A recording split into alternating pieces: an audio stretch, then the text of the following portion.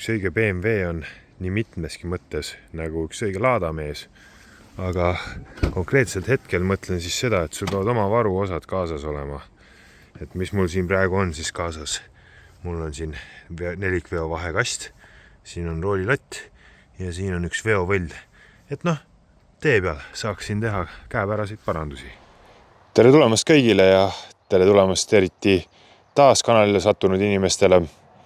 Tegemist on siis nüüd edaspidi väikse rebrandingu toel automobiili Curato kanaliga, et siis ükski F-seeria mees, kui siia kanalile peaks mõni F-seeria masin sattuma, kunagi ei peaks ennast solvatuna tundma, et seda masinat ühte või teistmoodi klassifitseeritakse, aga see jutt selleks, sellest võime eraldi jutu teha. Nimelt olen mina siis juhtimise ja turunduse magistrikraadi omanik Tallinna Tehnikaülikoolist, aga lähme auto juurde. Meie ees täna on siis 2007 aasta BMW 530 XT E61 M57 D30 TÜ2 mootoriga ehk siis vana hea kolmene turbodiisel 173 kilovatti, nelikvedu, automaatkast ja läbisõit on kohe 420 000 kilomeetrit. Just blaze just. Aga lähme asja juurde, jätame selle kõrvalise praegu sinna paika. Esimene asi, mis siit kohe silma jääb, on siis see, et vasakus esitules on niiskus sees ja hetkel toimivad vasakul esitulel ainult ingli silmad.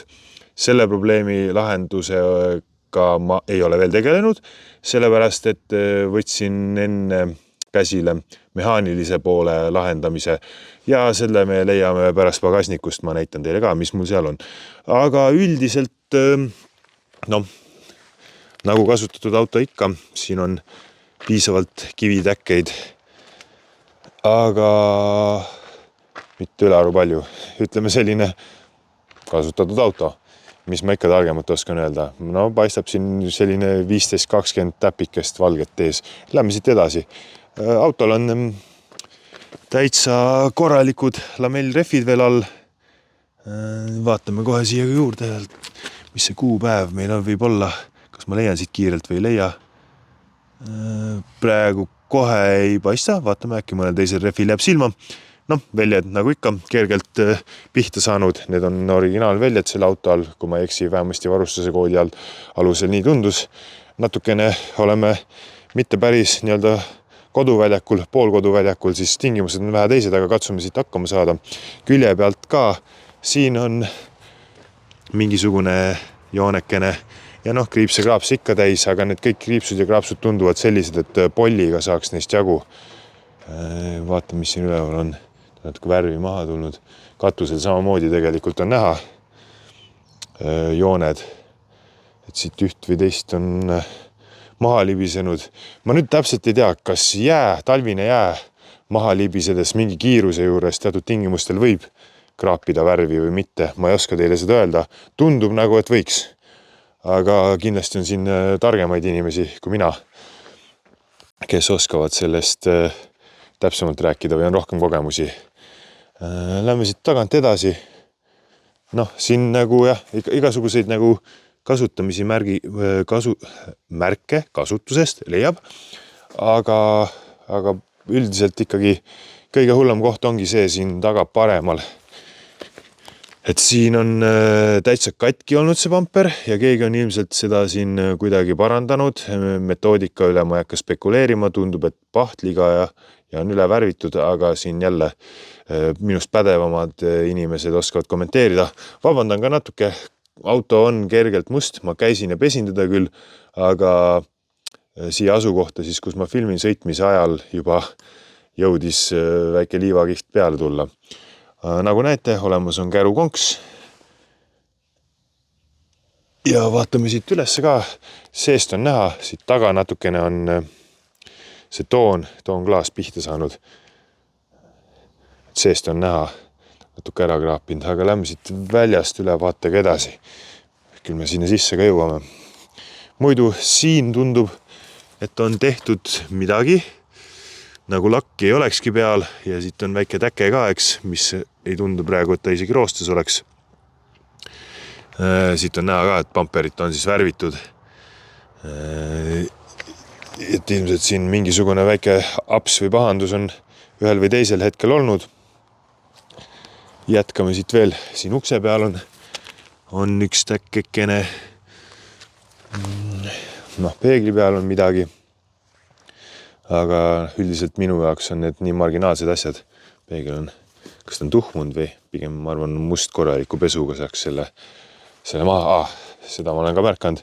Keegi on siia katusele suutnud tekitada väikse mõlgi.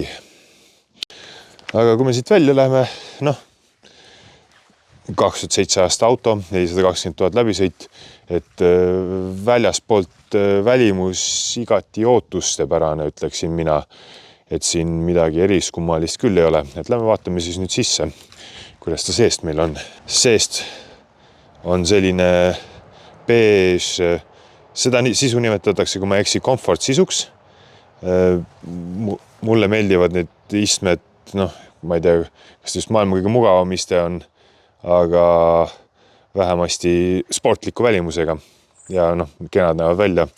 M-Roll, mida ma eelmise BMW juures kõige rohkem igatsesin. Ja eks siin ma ei oska midagi välja tuua konkreetselt, sest ta on täpselt selline nagu üks normaalselt mitte ülearu kulunud 420 000 läbi sõitnud auto võiks välja näha. Rool ei ole kuskilt ülearu kulunud, lihtsalt üldine kulumine selle aja jooksul. Üks asi, mis ma võiksin välja tuua, on see, et see käiguvalits on nagu seasaba, aga ta toimib, sest ilmselgelt siin saab jälle mind parandada, kui ma eksin. Mulle vähemasti tundub, tegu on lihtsalt lülititega. Lihtsalt lüliti D, lüliti N, lüliti R, lüliti P. Siin on ka ainult lülitid, et ta nagu füüsiliselt kuhugi ühendatud ei ole. Et see signaal läheb kõik siit elektrooniliselt edasi ja ühesõnaga toimib nii nagu peab. Aga jah, ta on nagu siin seasaba. Ja küll, ma ei hakka lammutama, ei hakka tema eluiga siin lühendama. Nupust käivitus, kuigi jah, kiilesse ei ole, eks. See nupp on kulunud, aga luksus, mida eelmisel autol ei olnud, olid ära lõhutud.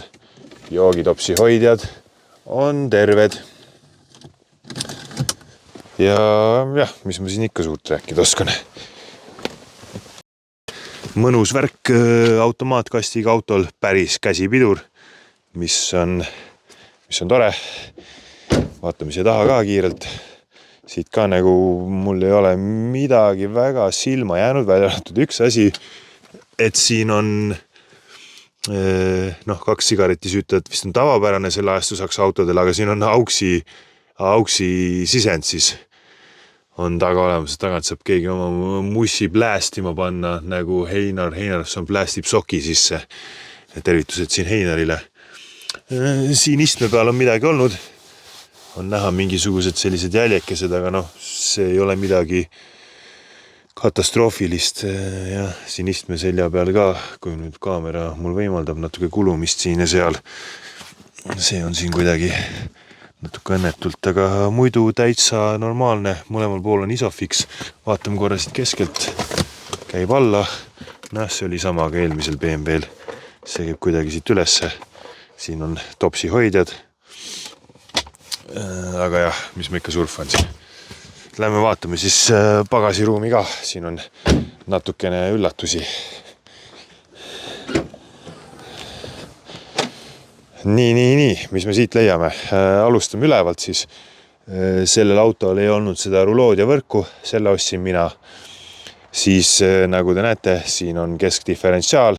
Nii, siin minu vabandused. Antud videos kasutan vaheldumisi termineid diferentsiaal ja vahekast. Pöörame selle eksimuse võimaluseks õppida.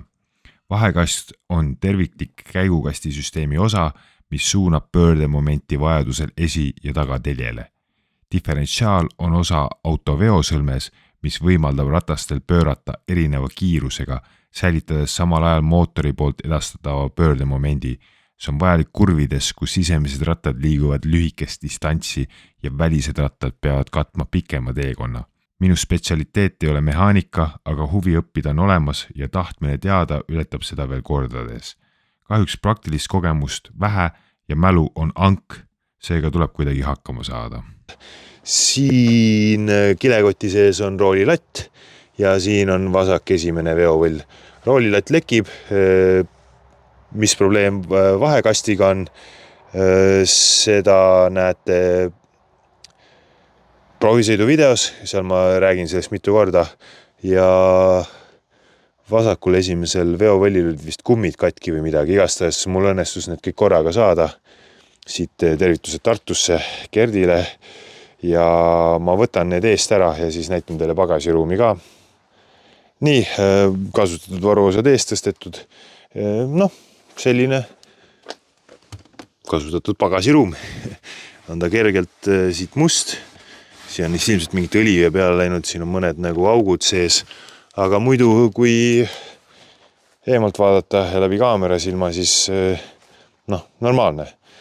Siin ees on plastik natuke katki ja need katted on puudu. Siin all on mingisugune pagasivõrkeks, mis ilmselt käib siia konksude otsa. Keegi on siia vestikese kunagi mulle jätnud ja siin all on mingi selline tore partitsioon. Siin ja saab igasuguseid vahvaid asju hoiule panna. Nagu ikka, minu diiselautod sõidavad kõik Karla auto diislikütuse lisandiga. Kohustuslikud vitamiinid ja mineraalid autole. Joo, sõbrake, joo. Roolivõimu õli, sest roolilatt lekib, sellepärast on mul ka siin lisaroolilatt, eks. Teisel pool on meil aku ja aku vist peaks isegi olema mingil määral uus. Ma hakka seda siit praegu käigu pealt ära kakkuma. Aga selline ta üldiselt siit tagant on. Et paneme siit kinni, lähme teeme tiiru kapoti alt ka ja saamegi minna proovisõidule. No nii, oleme otsaga jõudnud siia kapoti alla. Üks asi, millest ma aru ei saa, nendel autodel kõigil, väidetavalt minul siis 2-2, kuhu need põhjakatted lähevad, et see kapoti alune saab nii räpaseks. No vaadake seda mustuse kihti siin. Et ilmselt see võib olla nii mõnegi mehaanilise probleemi aluseks see, et need põhjakatted kuhugi seiklema lähevad. Aga selline austa siit näeb välja, miks ma ütlen, et on võib-olla natuke rohkem hoolitsetud. Siin on näha, et on tegemist värske osaga. Kui ma vaatasin siia alla kuhugi turboümbrusesse ka, siis näeb kõik suhteliselt puhas välja. Kõike arvesse võttes nagu, siin on ikka korralik liivakiht peal. Ma ei saa aru, miks need põhjakatted ära kaovad, aga see selleks on mingisugune teine teema. Aga selline enam-vähem aus, ta siit igalt poolt on, kaasa arvatud ka kapoti alt. Siit nagu pealt vaadates üldse ei näegi, et ta kuskilt nagu väga üleliigselt õline oleks. Et kohe ei paista ja kahjuks selle stabiliseeriva statiiviga ma teid kuhugi mootori sügavustesse panna ei saa ja ma arvan, et see ei ole ka nende videote mõte, et kes tahab nagu süvitsi auto üle vaadata, see tuleb kohale ja vaatab auto siis üle. Aga selline ta meil laias laastus on ja lähme teeme siis proovisõidu ka.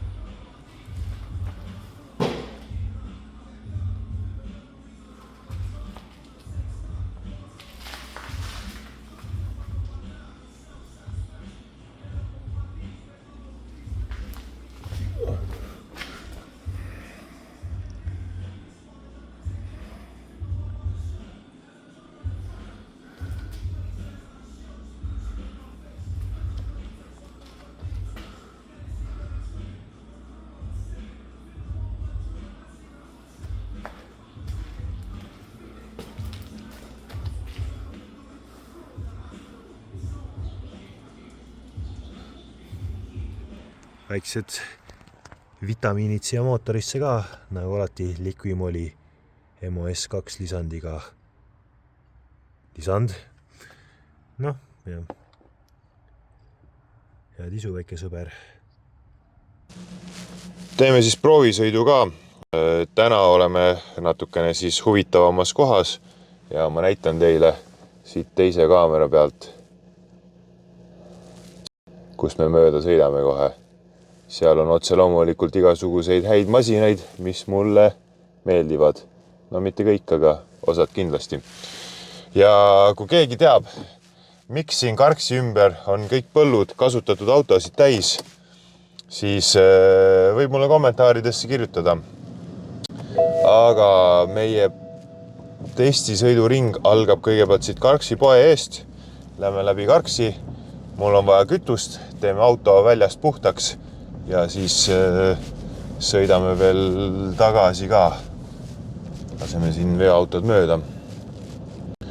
Siin ma demon teile. Ma eile üritasin väljast filmida seda keskdiferentsiaali teemat ja see ei avaldu üldse nii, nagu ma arvasin.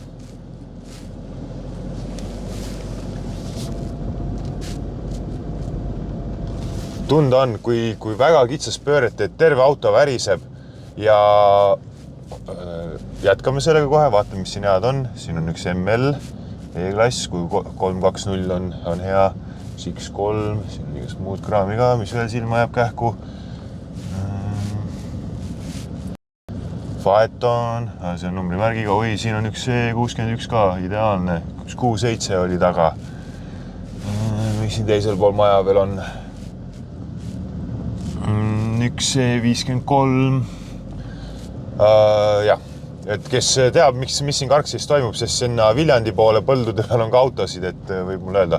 Aga jah, see keskdiferentsiaali probleem, ma arvasin, et see avaldub kuidagi nii, et ta kakub rattaid, aga tegelikult ta ei kaku mitte midagi. Et mis kakub rattaid, näiteks STI on mul, paned diferentsiaalid lukku, siis ta hakkab kakkuma rattaid nagu reaalselt. Aga see kuidagi väristab ainult siin diferentsiaalis, et rattad nagu rataste kiirus ei erine. Et kui teha kitsast pööret, siis diferentsiaal tegelikult toimib või diferentsiaalid siis, et ta ei hakka nagu rattaid kiskuma, rataste liikumises ei ole mingeid anomaaliaid, et see värin tuleb siis ilmselt kõik siit alt selle diferentsiaali enda seest, aga õnneks meil on varu diferentsiaal olemas ja mis seal ikka? Oi, siin on keskpäevane tipptund, laseme selle veoauto mööda. Aga muidu see auto sõidab päris hästi. Vähemasti eelmise omaniku jutu järgi on ta siia kõvasti hoolt pannud. Ja mul ei ole põhjust sellest kahelda. Siin ilmselt kas see on mingisugune kõrguse reguleerimise viga või see ütleb mulle lihtsalt, et üks tuli ei põle. Ilmselt ütleb, et tuli ei põle, sest vasak esimene tuli ei põle. Aga kohe saame siit keerata paremale Karksi nuia poole, kuna mul on vaja auto väljast puhtaks teha, sest tegelikult ma filmin seda osa enne kui väljast osa. Aga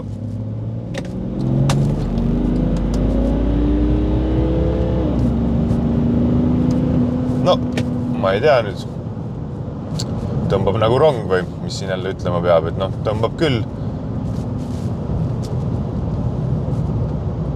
Sõidab täitsa otse, vaikne, midagi ei oska nüüd välja tuua. Ainuke, mis me saimegi, oli siit sellelt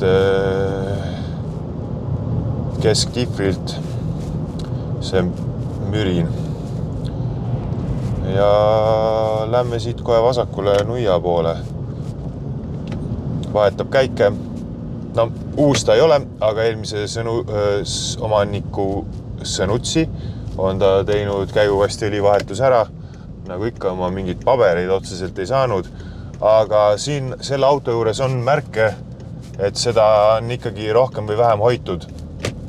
Et kapoti alt on väga puhas ja kuiv näiteks, mis ei ole tavapärane sellise diisli puhul. Jah, ma ütlen,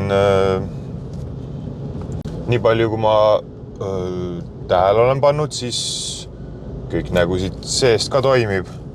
Kas ma mõtlen, kas mul on midagi jäänud, isegi topsihoidjad on alles.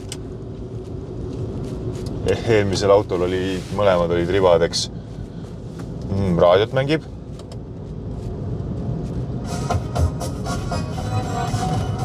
Aga jah, selle ka ma ei hakka mässama, copyrightiga ei riski. Ja siin me nüüd niimoodi kulgeme. Seal jah, oli natuke liiga lühike maa, ma ei jõudnud püsikat peale panna, et teile demoda. See on vist väga oluline jälle mingisugune, kas on BMW teema või üldse nii vanade automaatide teema, et kas turbiin kõigutab käike või mitte püsikaga. Aga seda me jõudnud teha, seda me jõuame. Pärast lähme siit ümber, kas see on Karksinu ja Paisjärv oli selle nimi või? Lähme sealt Polli kaudu, mis selle saate nimi on nüüd? Armastuse malev või? Igastes nad korrastavad seal Polli mõisa, see praegu tuleb telekast. Lähme sõidame sealt ka mööda. Jah. Mõtlen auto kohta, mis ma ikka siin öelda oskan. See auto on ka täitsa heas seisukorras. M-Roll, mis ma väga tahtsin. Väljas kahjuks M ei ole. Seda nimetatakse vist komfort sisuks. Mina nimetan seda ägedamaks sisuks. Et mitte pingid, vaid need sportlikud istmed. Ja nüüd tangime. Et ma praegu rohkem edasi ei mulise, et tangin ära. Siin on kõrval pesula, pesen ära ja siis vaatame edasi, mis saab. Muidugi täpselt tipptunnil jõudsime siia, siin on palju inimesi. Sõida nüüd siis ära ja lase mind tankima. Aga hea küll, tankimine, pesemine ja siis jätkame selle proovisõiduga. Oota, siin ma saan teile seda kesktihvrit veel väristada. Me tegema väga kitsa pöörde.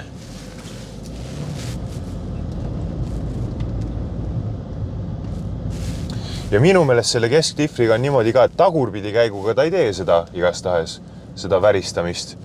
Et kahjuks jah, ma ei ole mehaaniliselt nii pädev, et ma oskaks sellest mingeid järeldusi teha. Aga hea küll, ma tangin. Kõik Eesti homid, ilmselt heli on halba, ma räägin kõvasti. Karksi-Nuias, parim pesula, kus ma siiamaani käinud olen, saab vahutada, aeg ei jookse nagu Tallinnas. Ja stopp saab ka panna, kuigi ma vaatan, et minu stopp sai omavoliliselt läbi, aga vähemasti ta mingi aja oli stopp. Aga hea küll, ma hakkan loputama nüüd. Täiega hea pesula, Karksi-Nuia. Nii, sai kaugelt jälle liiga palju raha ühte mündi pesulasse jäetud. Aga jätkame selle proovisõiduga.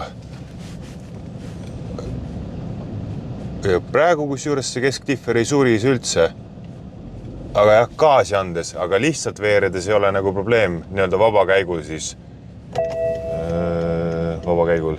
Käik sees, aga siis ilma gaasi andmata. Aga lähme siit vaikselt vaatame. Jah, kaugelt liiga palju raha sai siia mündipesulasse jäetud, aga see on väga kihvt mündipesula.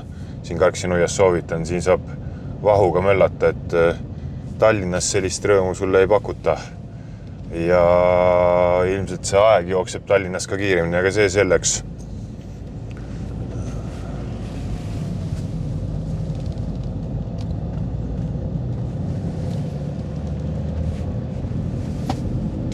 Autole saab kohe 420 000 kilomeetrit täis. Just please. Ja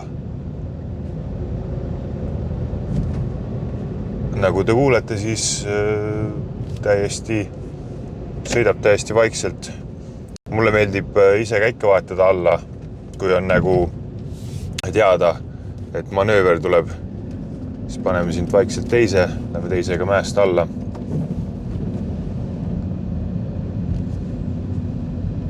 Okei, mitte nii vaikselt. Lähme nüüd natuke kiiremini, me ei jõua kohale muidu. Ja see video saab olema väga-väga pikk sel juhul.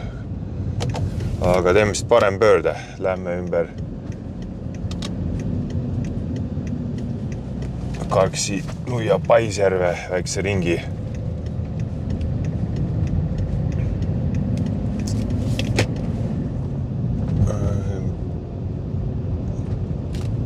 mis mulle selle auto puhul juba välja toodi, istmesoojendusi oli. Mis mulle selle auto puhul välja toodi, istmesoojendusi ei ole. Seal vahepeal eesti keel lagunes ära. Et ma ei tea, minu jaoks ei ole see oluline lisa, ilmselt siin nad peaksid olema. Taga tundub, et mu varuosalaadung ka sõidab ringi. Aga loodame, et see meid väga ei sega. Teeme siin ühe kena ringi. Teatud pöörete juures just see kuskil täpselt siin 60 ja 90 vahel ta nagu veits resoneerib. Et kui jõuad maanteele, siis ta nii väga ei resoneeri. Et kas see on siis mingisuguse kardaaniga, siin on neid vist 2 tükki või jah, 2 tükki vähemasti.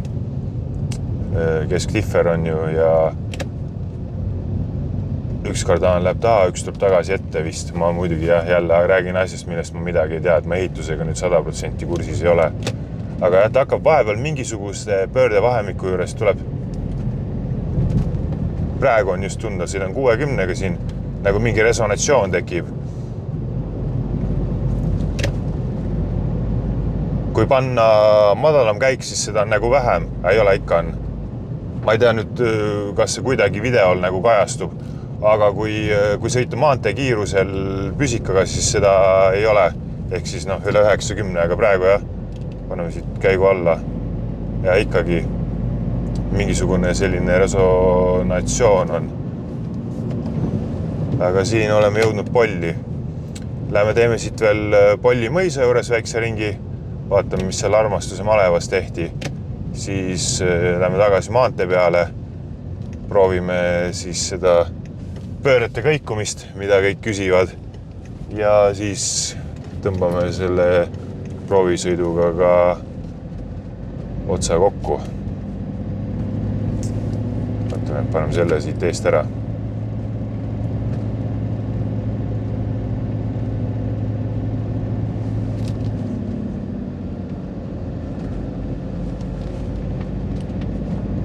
Nii, Armastuse malev on meil siit vasakut kätt. Ma loodan, et ma muidugi õigesti mäletan selle saate pealkirja. Ma olen seda saadet vilksamisi näinud, aga mis selle nimi tegelikult on, mõtlen ausalt või nagu te aru saate, ma ei tea. Teeme siit ühe auringi. Vaatame külaelu.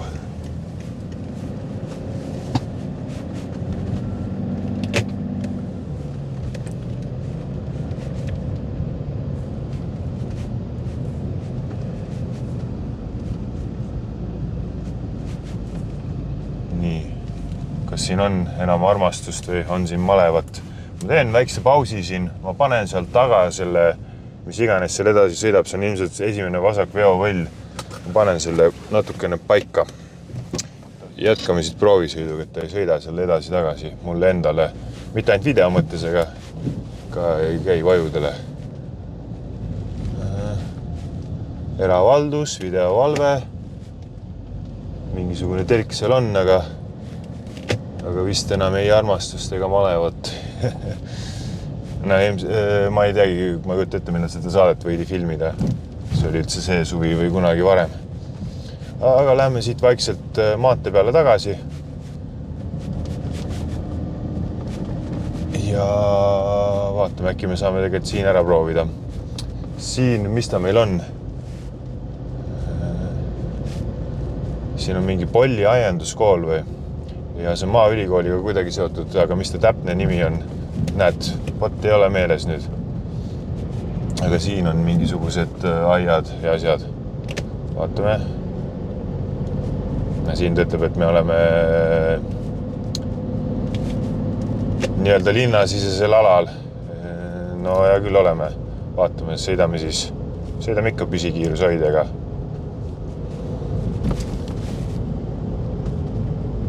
$58 tee ja ma ei puutu midagi. Ma ei tea, praegu küll ei kõiguta midagi.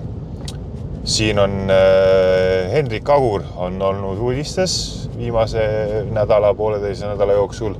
Tema maandub ka siia. ta elab kuskil siin. See on üks tema lennuväljadest. Tal siis nimelt õnnestus õhkutõusul väike lennuõnnetus üle elada, aga kõik mõlemad reisijad pääsesid sealt eluga, siis õnnelik õnnetus. Ja siin on jah suured kasvuhooned paremat kätt. Ja siin on ka eramajad. Vähemasti tundub nii, et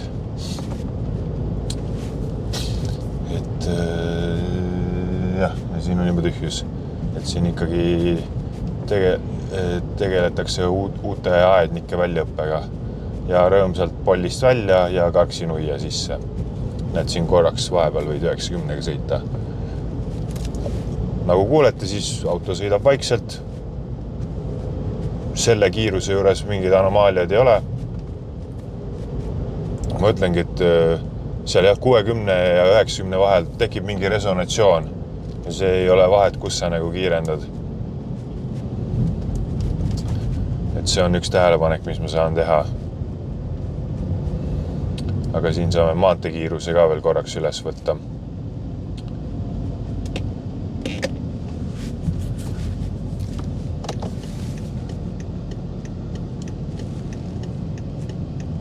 Et me siit kellegi ette ei kiirenda. Ja noh, selliste laiema raadiuse pööretega ei ole probleemi. Et seal ei hakka see keskklihver kakkuma. Et on just väga nükse kitsa raadiusega pöördad. Ja siin tõmbab nagu rong.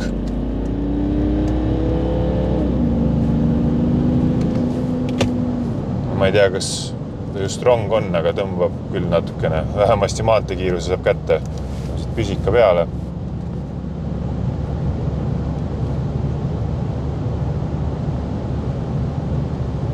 Ja noh, nii ma kruiisin. Väga naudin selle autoga sõitmist, arvestades, et kui ma mõne auto ära müün, siis minu sõiduk on jälle FN2 Civic Type R, millel ei ole püsikiiruse hoidjat. Ja noh, kuna talv on, siis konditsioneeri seal ka ei ole, aga talvel ei ole vahet. Aga jah, püsikat just ei ole. Ja need olemegi otsapidi oma ringiga Karksis tagasi. Eks ma lõpetan siit vaikselt ära ka, sest nagu mõista võite, ei ole mul väga midagi mõistlikku teile rääkida. Et arvestades auto vanust, on ta ikkagi väga mõistlikus seisukorras. Et see on subjektiivne hinnang, aga mõistlik, ma arvan, on selline optimaalne sõna, et täiesti kasutuskõlblik ja tundus ka, et eelmine omanik on tema eest nagu hoolt kandnud. Mainin veel ära, et siin põllu peal on ka mingisugune autoladu. Ma siit sõitmise ajal ei hakka filmima, aga kus ta meil siin oli? Kuskilt siit enne ma tulin, paistsid. Terve roduautosid seal samas ka. No neid ikka on. Et jah, kes teab, siis rääkige lähemalt mulle, mis autoäri siin Karksis käib, kuna ma kogu aeg ju vaatan müügikuulutusi ja ma ei ole näinud, et keegi siit Karksist müüks neid autosid, mida mina vaatan. Samas need autod, mida mina vaatan, on seal olemas ja ei ole ka neid juppideks kakutud. Et siis jah, võite mulle paljastada, et mis siin nagu siis reaalselt toimub. Aga ma arvan, et proovisõiduks aitab siit küll. Mis ma ikka seda eetriaega täidan niigi, tegelikult see on palju pikem video, kui ta olema peaks. Aga noh, asja point ongi see, et kes väga huvitatud on ja kes tahab vaadata, saab siit nagu mingisuguse maitse kätte.